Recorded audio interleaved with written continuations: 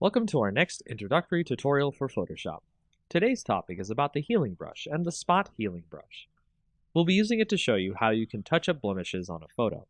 This is great for touching up photos of friends, family, and other things you need to make look good.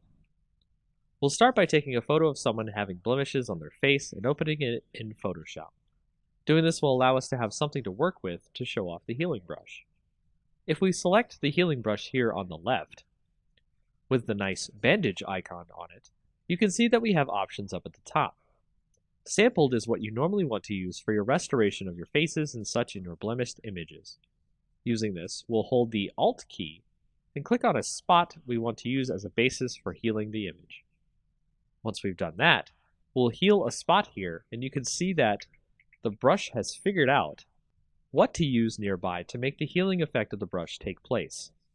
If we continue, we can remove all the blemishes, and it's a pretty amazing tool. Another way we can do this is, of course, with our spot healing brush, which will do something akin to the selection tool and automatically come up with what you want to heal.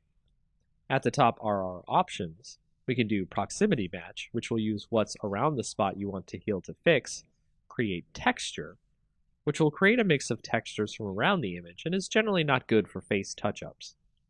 Content aware will try to guess based on what's on the layer itself and what seems appropriate here.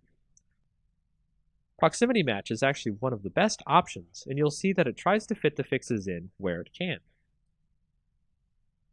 So be careful with your healing and have fun making faces and other things look great.